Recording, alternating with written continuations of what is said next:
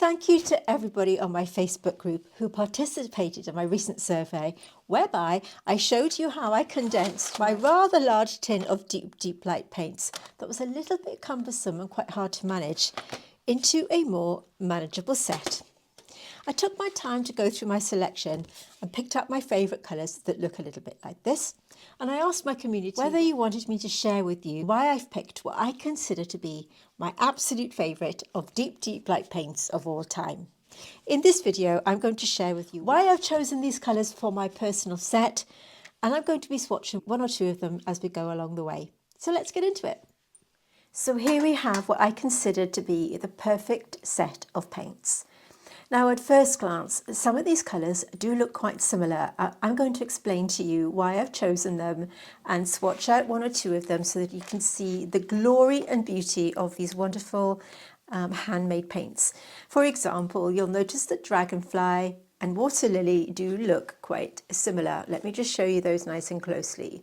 But when we swatch them out with a lot of water, as with many of these colours, you will see a difference. So I'm just going to run through why I've chosen each of these colours and why I absolutely love them and why I've chosen some colours that appear to be similar to others. Now, some of these will be in my Raise Blooms palette set. So if you do have that, you're going to see a couple of these colours cropping up.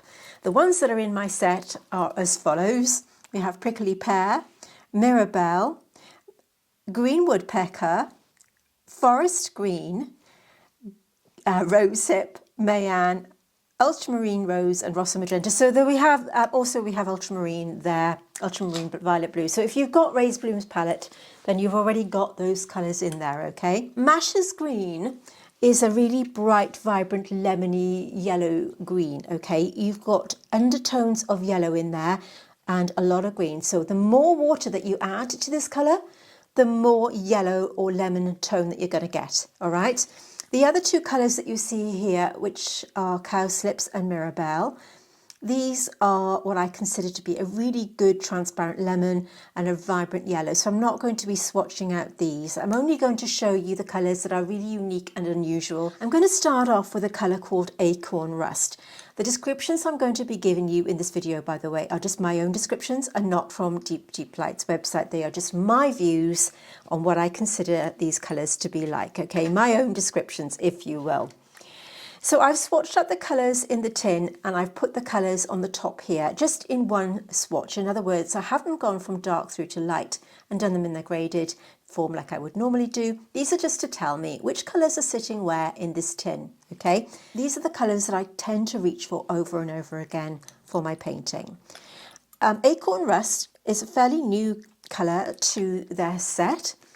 It was launched, I believe, last year when Deep Light launched their wonderful Soul of the Oak selection, and this was one of the colours that I saw in that set. Now, for these paints you need to add a lot of water to activate them. They are handmade and very beautiful. The more water you add, the different the result that you're going to get. So let's just have a look to see how this swatches out here. Acorn Rust is what I consider to be the most gorgeous, vibrant. When you apply it in its thickest form, you will see that it kind of mimics the cross between quinacridone gold and something like an umber, one of the umbers. But when you're looking at it in its watery form, you're going to get this beautiful colour that you can glaze over some of your browns to make them more vibrant, much in the way that a quinacridone gold would perform.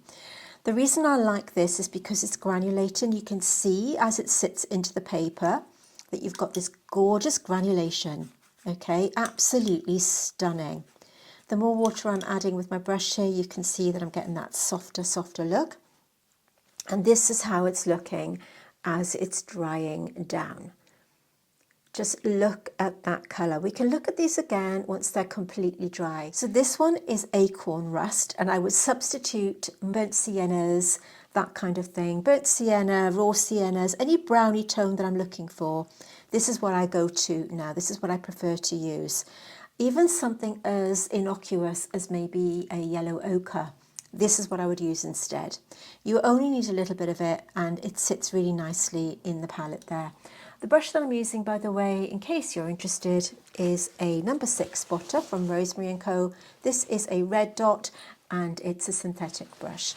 As this is drying down, you can see that granulation, absolutely gorgeous colour, great on its own and also for glazing over other tones. In our lineup here in my tray, we have Butterfly. Butterfly is a creamy, buttery yellow colour. Think of a cabbage white butterfly, and you're in the right ballpark for this one. The reason I've put this in my palette is simply because it's a great colour for muting down colours, adding a little bit of opacity, and if I'm after a really kind of general neutral colour, as opposed to Reed Buff that's in my set, then I'm going to be reaching for this one. Next up we have a colour called Darkling. Now I haven't really used this one very much in my tutorials. I'm just going to drop some water on it whilst I'm talking to you. The reason I've added this to my main set is because it has a lot of sparkle. This is something I feel I'm going to be reaching for in the autumn months when I'm painting things like pine cones and acorns and all that kind of thing. We can see a theme running through these here. So let's swatch out Darkling for you. Again, with these colours, you do need to add a lot of water to get that pigment moving, and it's really, really important that you do that to get the maximum use out of these stunning tones. So here we have Darkling. At first glance, it's a kind of soft, muted brown tone. Now, as always, I'm going to add lots of water. My jug is to the side here, and you can see that I'm just going to be swatching this out like this. Now, the magic happens with this as we start to dry down. You can see you can add a bit more pigment if you wanted to see how dark you can get it. You could use this colour for maybe a tree bark or something like that. Again, what we have here is a granulating colour. You can see it settle into the paper. The watercolour paper that I'm using, by the way, is from Etcher, and it's their A6 size postcards.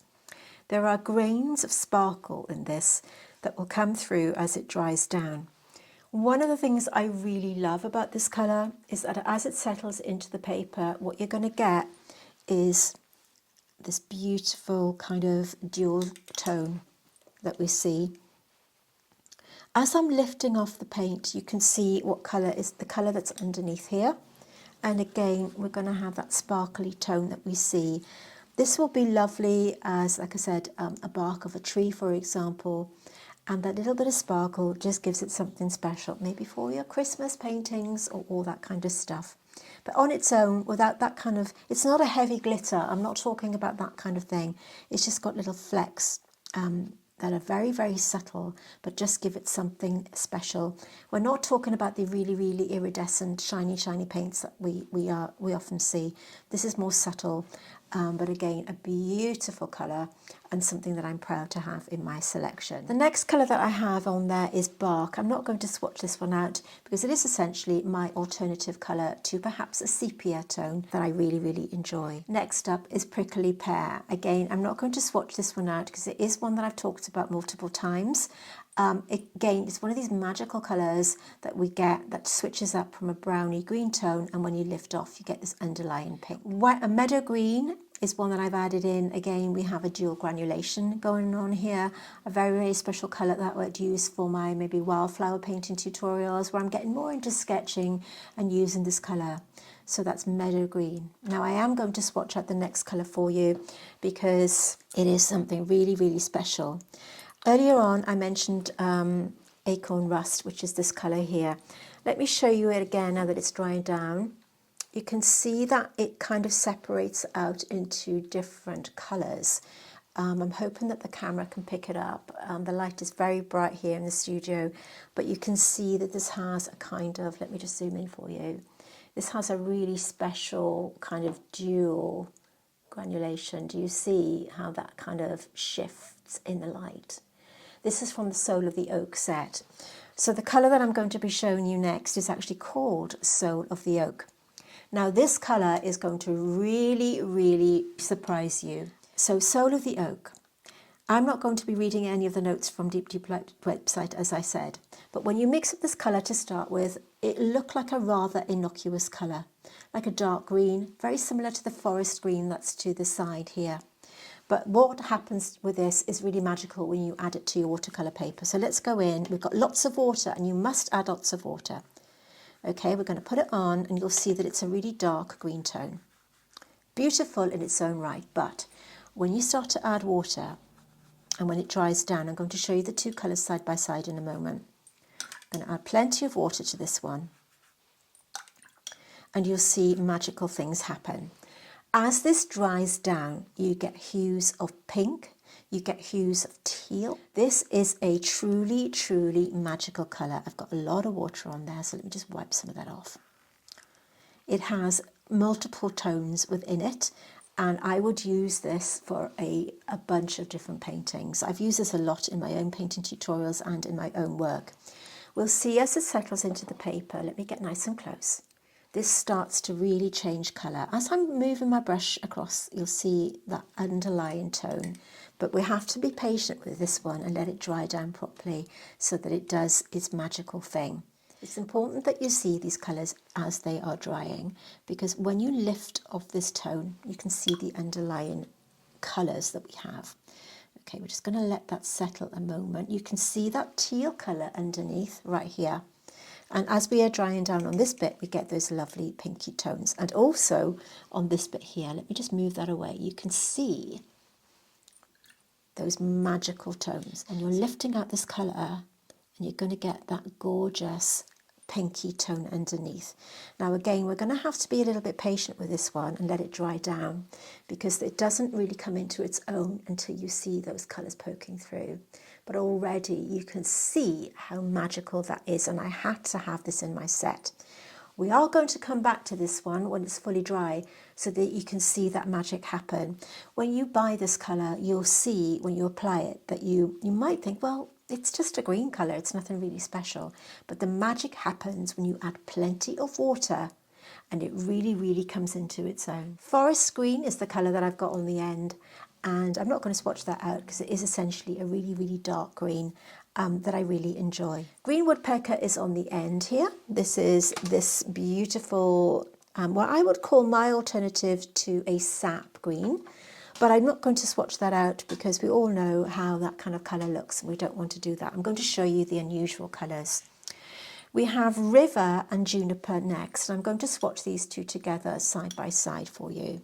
I've chosen both of these because I couldn't really decide which one I preferred. So I'm going to show you both of them together. They're both essentially a kind of bluey green tone. This is River. We're going to put River down here. Again, these are great for maybe darkening a colour. And again, you can see by adding lots of water, you want them to do the work for you. So River, and then we're going to have Juniper. Again, we're going to see a granulation going on here. And Juniper is more of a blue tone. They are quite similar at first glance, but again, we're going to get a granulating colour. If you are familiar with Daniel Smith's Cascade Green, that's what we're kind of in that ballpark with these two, okay? I did want to add the two of them because I couldn't decide which one I preferred, and these are both colours that I would use in my own paintings. On their own, they are, as I said, a little bit different when you swatch them out. River is more of a I don't know, I guess a teal colour, whereas Juniper has more of that bluey undertone. But again, we're going to get that separation. You can see that granulation going on here.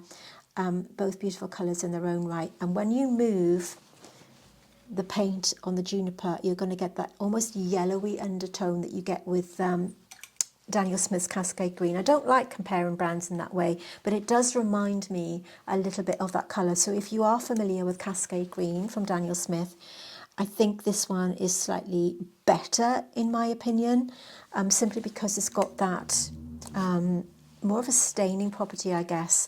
Let me hold this to the camera so that you can see as we get that dry down. So we've got that gorgeous yellow undertone here. And when we're looking at River, again, we can see those colours change. Both of these are magical colours. Like I said, Juniper is slightly more bluey. If you wanted to add an indigo to something and you don't have that, that is the colour that I would choose. So here we have River and indigo, both of which I'm delighted to have in my palette, and I simply couldn't decide between the two. Okay, we're going to pause and come back to Soul of the Oak. She's dried down completely now, and you can see these gorgeous colours that we get. Just look at that separation. Kind of similar to Prickly Pear, but definitely more green and more of a punch of a colour. Prickly Pear will dry down to a more browny tone. With this one, we've got all kinds of different colours going on there. I really hope that the camera does it justice. Okay, so if you're familiar with deep light paints, you'll have heard me use and talk about these two colours quite a bit. Dragonfly Blue, I'm just going to add a little bit of water to that, and Water Lily. Again, I wasn't going to put the two of these in my selection because they are quite similar when you look at them. In the palette, Dragonfly Blue is obviously going to be a lot darker, and Water Lily is obviously going to be lighter. But the reason I've chosen the both of them is I just couldn't pick them. I couldn't pick my favourite of the two. So Dragonfly Blue, both of these are going to be a really vibrant, almost like a turquoisey blue, but there's something special, obviously. This is Dragonfly Blue, and again with lots of water. We're going to let that settle in. And then Water Lily. Water Lily is going to be, Water Lily is going to be a brighter colour. So we're going to have this in here. Again, when you swatch them out, they do look similar to start with, but don't be fooled, because when we add lots of water, we're going to get magical things going on. If I had to pick between the two, I would probably go for Water Lily because it's got more of a dual granulation, and it's something I prefer. But again, we're going to see the magic happen with these two in the dry down as they start to separate out, but I can't really show you that until this happens. What we're going to see here is, imagine painting a seascape where you've got that beautiful sandy beach, and then we've got the sea. This would be two beautiful colours to have. This one is much darker and maybe more of a punch of colour, whereas Water Lily is more subtle. You're going to get that really subtle colour with Water Lily, but what you're going to get is an underlying colour coming through. Already you can see the grains separating into the paper here, and I'm going to let that dry down a second because I don't want it to roll, but you can see how it's kind of separating out into that paper. Next up we have Cedar Teal and Rose Ashes. Now both of these colours are firm favourites, and I had to have them in my collection. Again, two very strange looking colours. When we mix in Cedar Teal, it just looks like an ordinary green colour, nothing very special. But again, when we swatch it out and we add plenty of water, I'm just going to let that settle into the paper. And then Rose Ashes is another one that you think you've bought the wrong colour. You'll swatch it out, you think, oh, that doesn't look anything like the colour that I purchased or wanted. And you add water and you let it dry down. You have to watch that. I'm going to move that out of the way for a second and show you something else while we're waiting for that to dry. So this is Soul of the Oak. We're going to go back to it in the pan. And when you swatch it out, do you see the difference in that colour? It doesn't look anything like the dry down. So when you purchase this colour, if you think you've bought the wrong colour, you haven't, because the difference between the wet colour and the dry colour is very, very different. You have to let it dry down and you have to let it have plenty of water. With deep light paints, what you're going to have to do is add plenty of water to get that dual granulation. With all granulating paints, you need to add plenty of water to get that colour coming through. You're not going to get anything special unless you add a lot of water. So here we have Cedar Teal. Again, we've got that dual granulation. Scrape off this colour. You're going to get these rainbow tones that just come to life. Will you just look at these two? Imagine painting something like a pebble on a beach and just lifting out that colour and seeing that colour underneath. You've got this pinky tone. When you do your lift out, you've got this beautiful pink colour right underneath, hiding. Just look at that. I'm kind of switching direction a little bit with my channel, feeling it leaning towards more of a wildflower sketching kind of vibe, as opposed to my kind of botanical paintings that I've been doing more over the last 5 years. So these colours are all leaning towards colours that I want in my set. So the next colours that we have are Night Raspberry. I'm not going to do that one. Again, it's kind of my alternative to maybe an indigo. Bat is a beautiful muted kind of taupey grey tone with a hint of pink. Peach Blossom is a peachy tone that I use a lot in mixing my colours. I am sorry, this please forgive me, the colour that I've swatched out here is called Ruta's Dream. I didn't think it was right as I was reading it out. So here we have Ruta's Dream. Rose Ashes is a colour that I'm going to talk about in a moment, and I did mislabel them when I did them. So Ruta's Dream is the colour that you see here. This is why we've got this beautiful teal colours and everything showing through. So this is Ruta's Dream and Cedar Teal. So do forgive me for mislabeling that, but I'll show you that again. Okay. We have Cedar Teal and Ruta's Dream. This isn't Rose Ashes. Rose Ashes I'm going to swatch out here so that you can see what the heck I'm talking about. And again, this is more of a muted soft burgundy tone with an ashy underlying colour. So please forgive me for saying that incorrectly.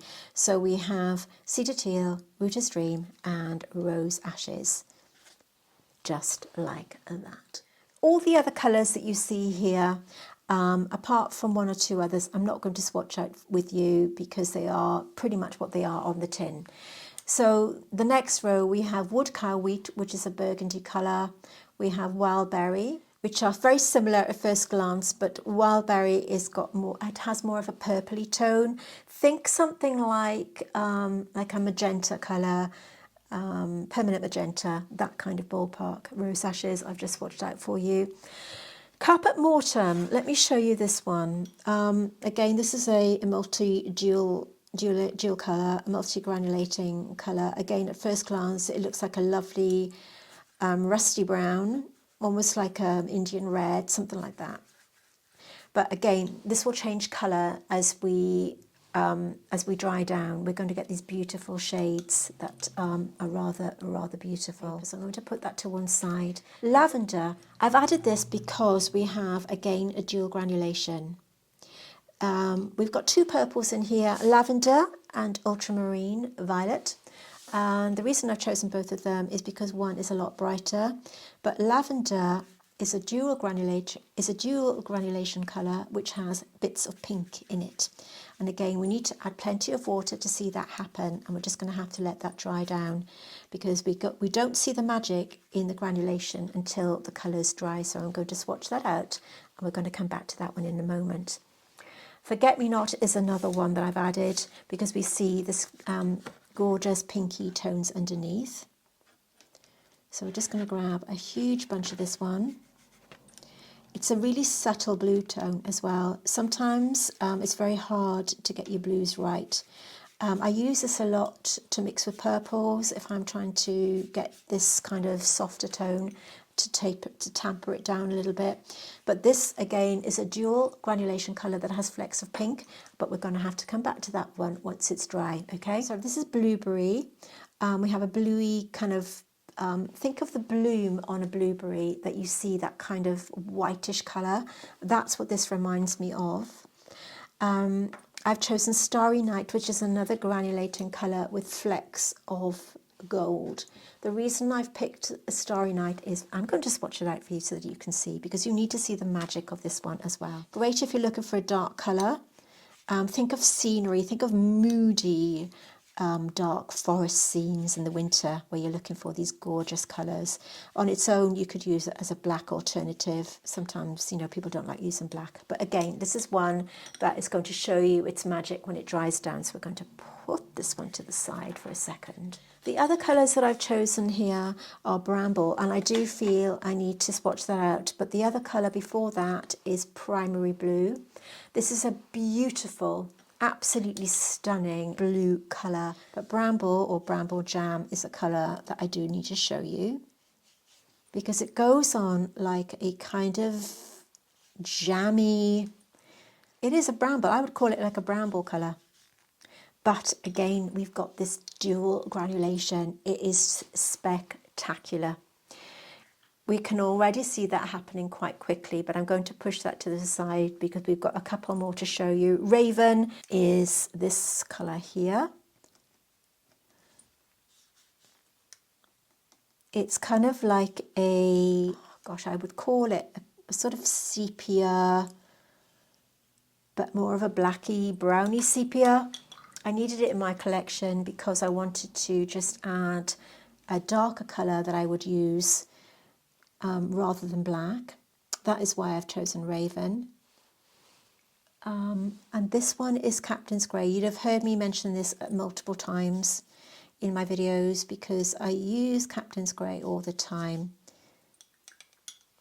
to darken some of my colours. This one is one of those ones that will trick you. When you apply it, it looks very similar to this one, but again we have to wait for the colours to separate out, and we'll come back to that in a second. Okay, the next colour I've got is Asphalt. Again, this is one you've seen me use multiple times, and Zinc, which is the white colour. The reason I've put a white colour in this is because sometimes I use white to as opacity or even some fine details. So I put that in case I want to sort of soften some of these colours or add some opacity. Okay, let's go back to Forget-Me Not. You can see that separation. We've got the flecks of pink. They are very subtle, but they are there. A beautiful colour blue. Think of the colours of Forget-Me-Nots, those tiny little flowers that you see growing. Now this is Bramble or Bramble Jam. You can see that has got a really, really strong dual granulation. Absolutely stunning. Let's go back to the lavender colour. Again, we've still got some drying down on that one, but again, we've got that dual granulation going on, which is such a glorious colour. Definitely one to have for your set. The Caput Mortem. Again, you can see the different tones in that one. I use this one a lot for paint and barks. I've used it to paint any brown tones that I've used this a lot in many of my videos. It is something worth having in your set if you want that gorgeous rich browny tone with that kind of almost like I was going to say potter's pink underneath, but it's not quite that. It's like a plaster. It's very hard to describe the colour of raw. When you put the plaster on the wall, that's kind of where I'm thinking. And then we want to go back to this one, which is Starry Night. Again, another star of the show. Look at the granulation that you've got there. All of these colours, but you see that shine, that little gold flecks that you see on the end here? A stunning colour. Don't be put off by the gold flecks. They're not hugely present, but they are there. I did want to come back to this one, which is Cedar Teal, Ruta's Dream and Rose Ashes. So now that you can see that's dry, you can see the colours that they are. Again, I apologise for calling this the wrong name earlier on. So Cedar Teal, Ruta's Dream and Rose Ashes. Stunning, stunning colours. And I do feel we need to go back to Soul of the Oak. Just, will you look at that? Look at that colour. That's just dried down on its own, and you can see how you get these magical colours. This is Soul of the Oak. And there we have it. This is my selection of paints from Deep Deep Light that I consider to be the best set ever. This is going to sit in my little tin here, so I know the colours and how they're going to be easily available and identifiable as I go through my tin. So make sure that when you swatch them out, you put them in order and be careful that they don't stick to your tin as they did there. So that's going to sit in the tin once they're dry and to make them easily identifiable. And that's it. I really hope that you've enjoyed the tour of my new Deep Light palette and you've enjoyed it as much as I have. Thank you so much for watching. If you did want to treat yourself to these paints, I'll put a discount code Deep Ray in the description box so that you can get 10% off all of these paints. These are my own selections. These are colours that I've chosen that I consider to be colours that I'm going to use all the time. And these are the colours that I find that I'm reaching for the most. These are just my opinions and my just my views, okay? So these are what I consider to be the best paints of all time. I'm going to list all of these in the description box underneath so that if you did want to check them out, because I haven't swatched all of them, as I've said. Many of these I do use in my videos anyway, so you can maybe go back and have a look at some of the other ones. Thank you so much for watching and enjoying my tour of my set of Deep Light paints. My name's Ray Campbell, this is my studio, and I'll see you soon.